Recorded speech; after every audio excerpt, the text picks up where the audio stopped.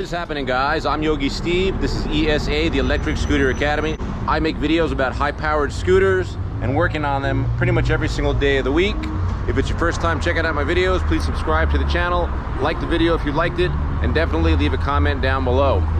Today I'm gonna tell you why I call myself Yogi Steve and what yoga is all about to me. All right, let's try to make some money at the same time.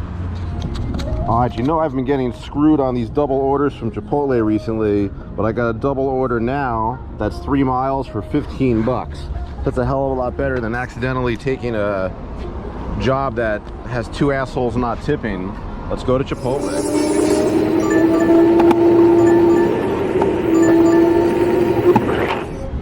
Okay guys, part of being good at something is getting used to the boring repetition of doing the same thing over and over. So here we are back at Chipotle. Sorry you got to suffer through another one of these pickups, but 15 bucks for 3 miles, worth it.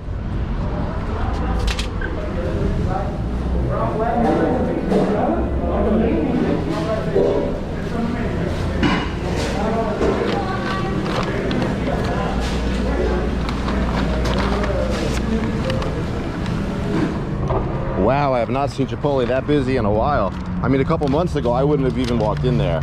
There's another bag that's gonna try to rip on me. Another fucking overloaded bag. All right, 2 orders, 15 bucks.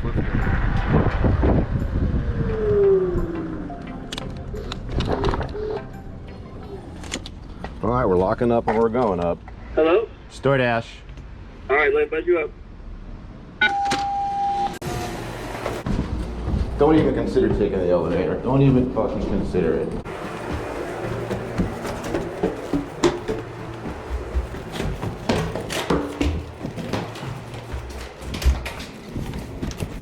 You guys recognize this spot? We've been here 5 times in the last month for sure.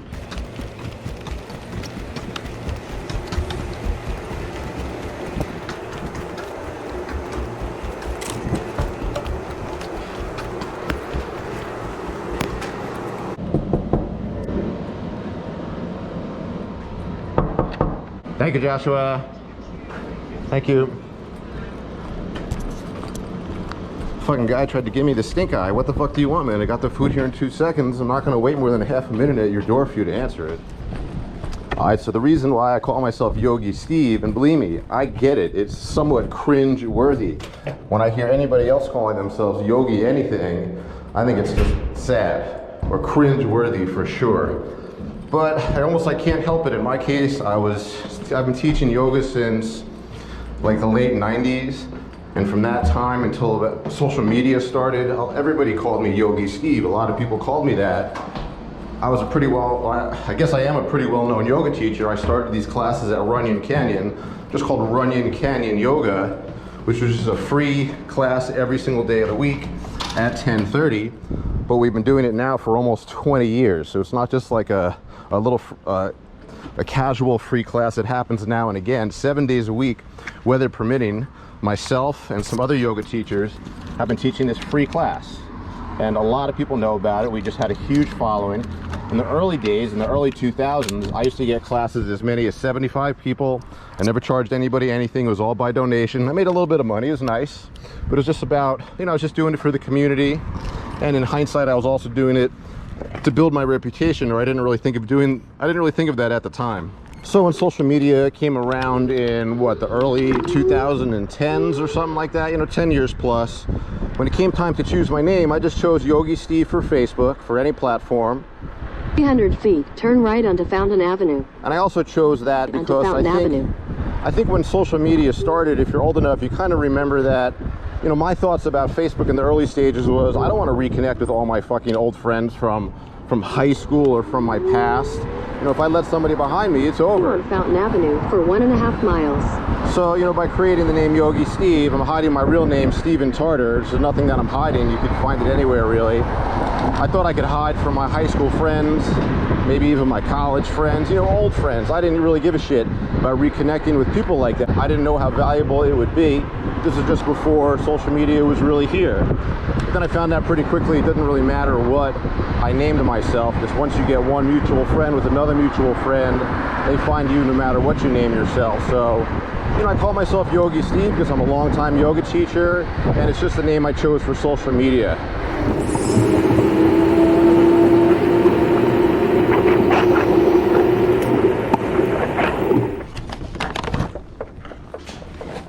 lucky you got number 2. I got 4.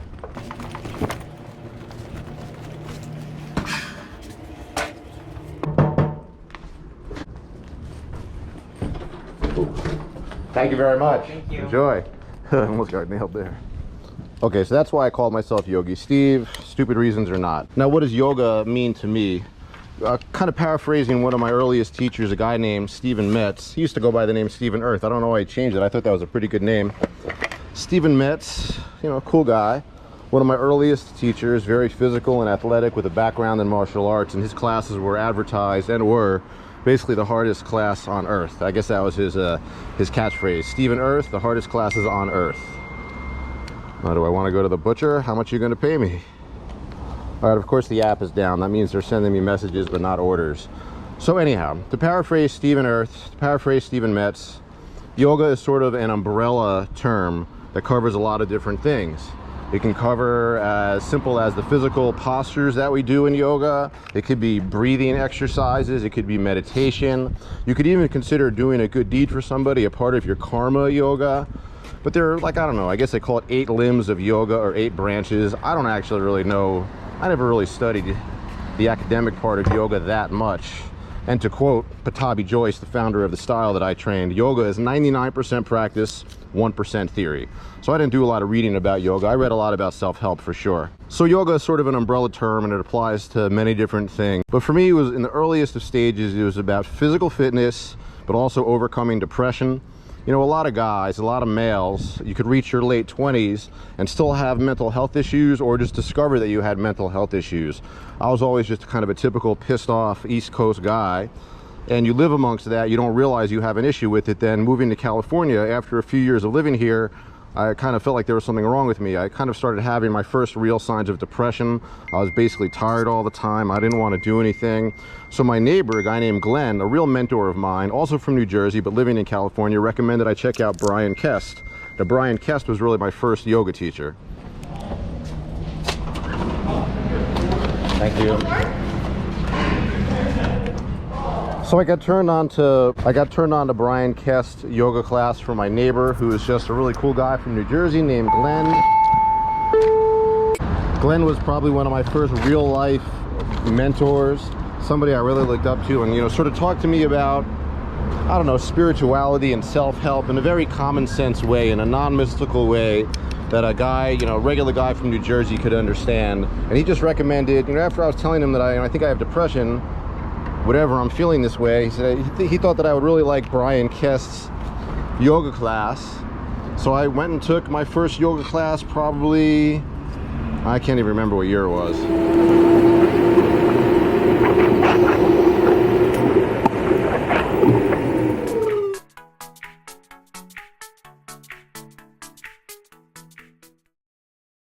So what's the deal? Do you just build, you look strong, but you just build resistance to carrying these? It just gets easy? Oh yeah, it just gets easy. Nothing like so they got the carrying handles. That's actually new. I never saw that. Yeah, usually you put them on your shoulder, one under the arm. Mm-hmm. How many bottles do you deliver a day? It depends. it could be a lot. Like, wow, you go first, man. You got a harder day ahead of you than even me. All right, good luck, bro.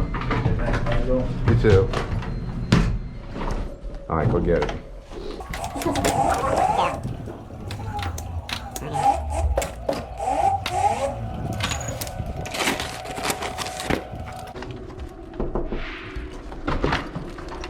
How you doing?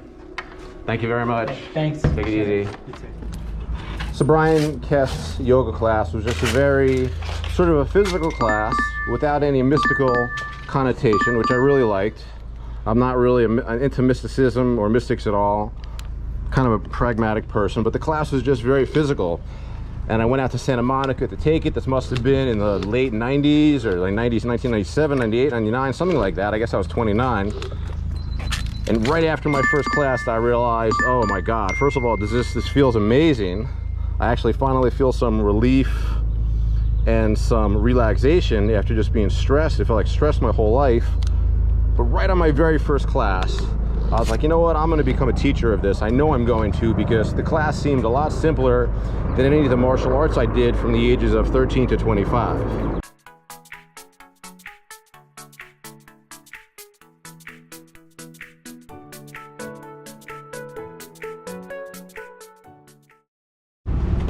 Alright guys, we're doing a pickup at Bloodso's, my favorite freaking barbecue place. This place always makes me hungry. It smells so fucking good. Hi guys. Thank you. See you next time. Alrighty, Doordash going in the box. Doordash going in the box. Fucking stone. Bloodso's going in the box.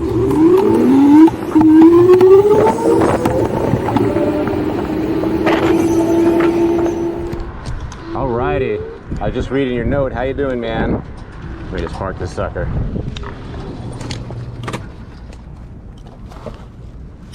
Alrighty, so I know you're Heath. Alright, Bloodso's, you got great taste. Yeah, first time trying it. Oh my god, are you serious? You're gonna love it. It's the best. Enjoy, man. You got it. It's all good. We're good. Now we're good. So Brian's class opened my eyes up, not so much to the value of yoga, really. It was just to the value of exercise and physical fitness. And I took Brian's class probably for 5 years. I would drive from Hollywood to Santa Monica, something of a schlep. But you know, the class was basically free. It was basically donation based.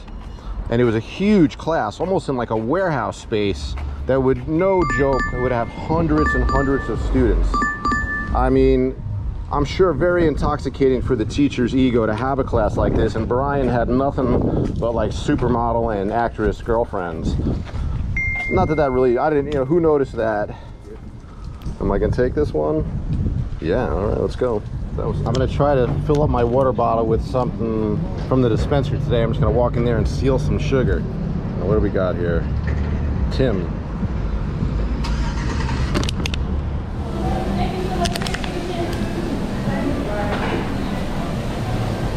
I love that breed. My dog is mixed with that. Yeah? Yeah, Shiba Inu, right? Yep. Can I put him on camera a little bit?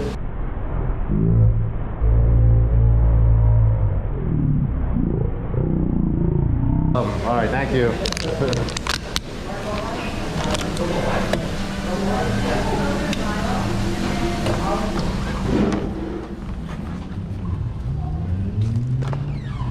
All right, so this lemonade might be making a fucking mess, but this shit's gonna be nice to drink. I'm gonna let that ice melt in there. Okay, let's move this Chipotle and then I'll tell you more about it.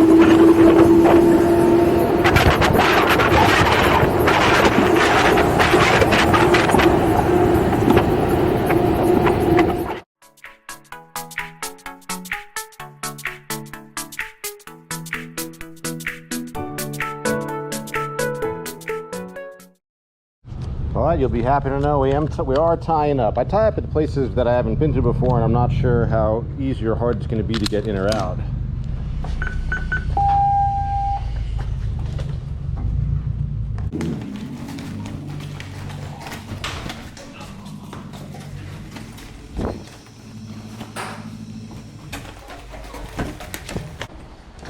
Oh shit.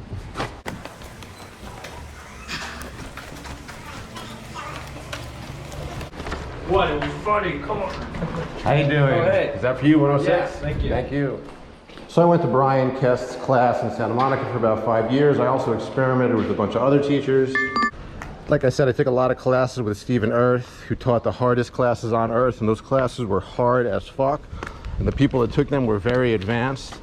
Definitely a great class. He was one of the most popular yoga teachers in the neighborhood for many years. But then eventually I stumbled into this place called Center for Yoga in the city of Larchmont. Larchmont was sort of like a super high-end, small little town, like right next to Hollywood. And you know, I didn't consider it like a rich person's place or anything at the time. But they had a great yoga school there. But they had one of the first yoga schools in the United States was located in Larchmont, California, called Center for Yoga. They might have been called something else when it was first opened up.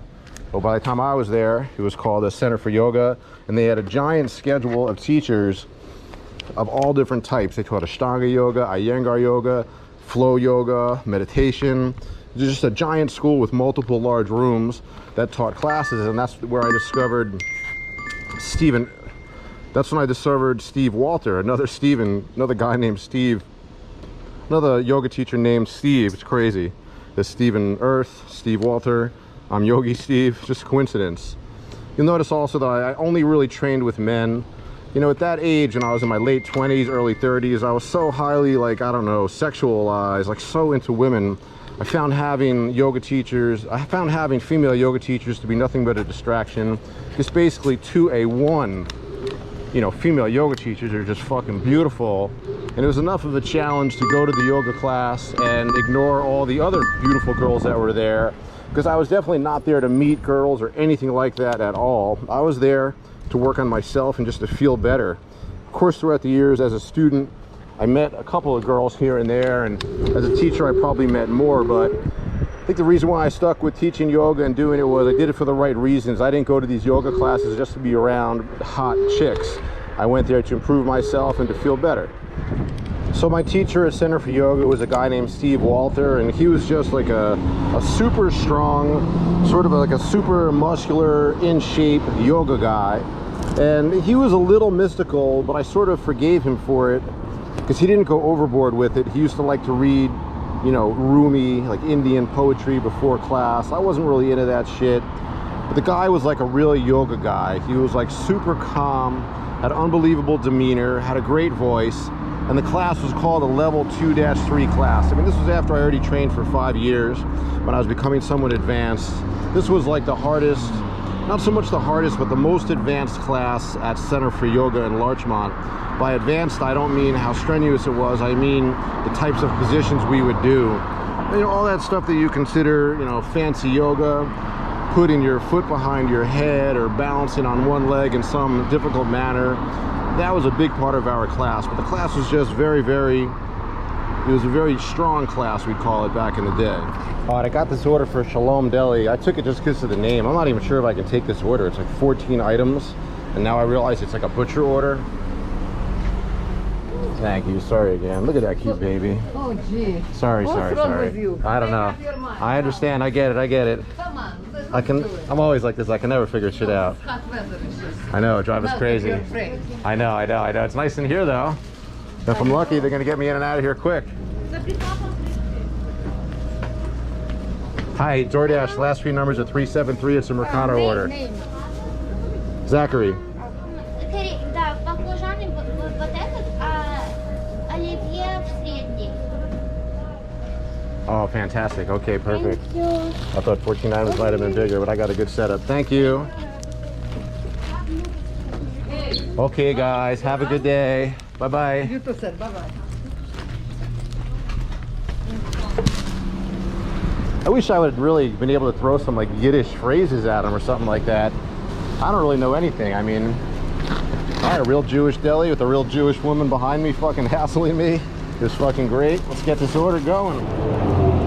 This is why I don't want to have the box on my back. There is no way I would be able to put this box on my back with all the food in it. It would kill me. Even though the front door is open and this is a great neighborhood, I'm tying it up because it's unit number 14 and those could be like really deep in the back.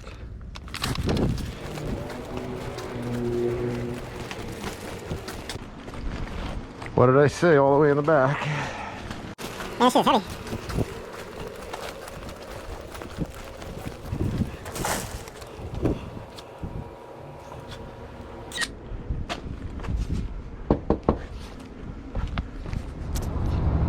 Is that me? Oh, thanks, man. See you next time.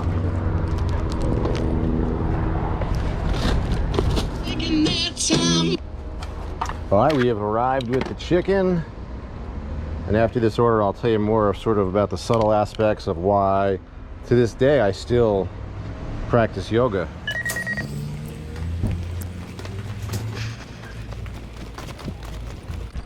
Ah, this place is nicely labeled. Nice to have a courtyard like this.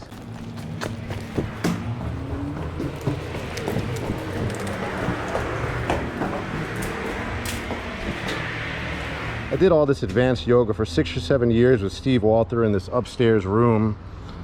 And that probably took me to about 2010 or so. And for the last 10 years, any yoga practice I've been doing, I've just been doing on my own. I don't really go to yoga classes anymore. I think most, you know, people use yoga in a couple different ways. Some people use it as sort of a band-aid for their momentary problems, meaning they get sort of addicted to going to the class from the feelings of taking the class, and they just absolutely have to take the class. To me, that's sort of against the point. I wanted to be able to do it on my own at my own time and also cater my routines to my weaknesses and my strengths. not just take a class, which was, you know, anytime you take a class in anything, it gets slightly watered down because they have to cater to a different group of people at different skill levels, even if they're all advanced. So probably for the last 8, 9, 10 years, whatever yoga I've done, I've pretty much just done on my own. So I still practice yoga for physical fitness so I can have good mobility. I don't really call it flexibility. I was always pretty flexible since I started martial arts as a kid. For a long time I could do the full splits, and I can still do full lotus really easily. I really consider it mobility. I think mobility has really helped me a lot on the scooter. Not really so much balancing on it, but whenever you're in a difficult situation on the scooter, you know, you have to shift your body weight, be aware of your base and your feet, and be able to move from space to space easily. So that's really what I consider, you know, yoga gives me good mobility, not so much good flexibility. I don't really do yoga for strength, although I will say this, you know, if you were to ask, if you're not exercising at all, and you just add yoga to your life, it's a huge, huge, huge difference. If you're already exercising, if you're already strength training, doing some cardiovascular work, maybe doing some mobility work, you might not necessarily need a yoga class. You don't have to go to yoga. But, you know, when I started yoga at the time, I was going from years of being sedentary into taking a class, and I realized if you do nothing, and then you do 2 or 3 hours of yoga every week, it's going to drastically change your body. It's going to drastically help you with your mindset. It'll help you with relaxation, with stress relief. There's a million reasons why you should do yoga. And for anybody who thinks yoga is effeminate or anything like that, you have to understand that this modern yoga was invented by men. The style that I practice is called Ashtanga Yoga, a super rigorous practice that you would do 6 days a week for 90 minutes early in the mornings. I did that for a period of my time. Same routine over and over and over again, 90 minutes long, 5:30, 6 in the morning, day after day after day, only taking like certain days off of the moon cycle. This shit was created by men. There's nothing feminine or nothing wimpy or nothing like that about yoga at all. All modern yoga, for the most part, was created and taught by men. Now, of course, there are just fantastic women teachers out there. I did a lot of my yoga teacher training with female teachers. I didn't do a lot of classroom time with women yoga teachers, you know, for the reasons I told you before. But I took a lot of classes in general. I took a lot of seminars and yoga teacher trainings with women. Women are great yoga teachers too.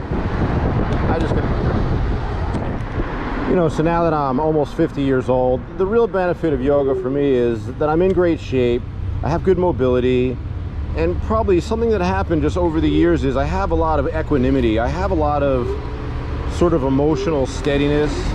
You know, my emotional state, it only has like a certain range. I don't really ever get very, very low. That could be a product of a lot of the yoga that I did. It could also just be a product of my age. But I don't really have like giant mood swings like I did in my 20s and 30s. I mean, I had crazy, super common, I think, for males to be moody. Right, to have mood swings. But I don't have those so much anymore. And hey, that could also be a product of just being happily single for a long time. I don't have to answer to anybody but my mother. I don't live with my mother, but I do follow her advice.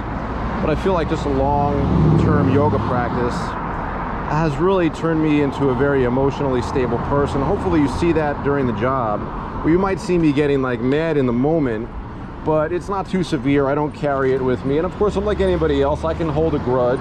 I can get something stuck in my craw for a long time. But by being consistent with the yoga practice, you know, I haven't even talked about diet, but diet helps a lot. It really has given me a very balanced emotional state. All right, we're still working. We're at about $54, and we've been out here for, hope my sat-nav is still, hope my Strava is still on. Yeah, it is. $54, and we've been out here for 2.5 hours almost. Doing pretty good. I'd like to get a couple more orders before we call it a day. Alrighty, guys, I actually went and picked up my own burrito with maybe my second favorite soda, a little sun-kissed action. I think I'm gonna call it a day. We did $54 in about 3 hours of work, and honestly, the heat is taking a lot out of me. I'm probably just gonna take tonight off too. So guys, I hope you learned a little bit about yoga. If you have any questions about yoga or health and fitness, nutrition, you could always throw that shit at me. I mean, I'm a semi-expert, but I definitely have a strong opinion on training, nutrition, yoga, and you can always ask me questions about that. Guys, I'm Yogi Steve. This is ESA, the Electric Scooter Academy. You know I make videos about high-powered scooters and working on them. Please subscribe to the channel, like the video if you liked it, and talk to me. Leave a comment down below. Thank you.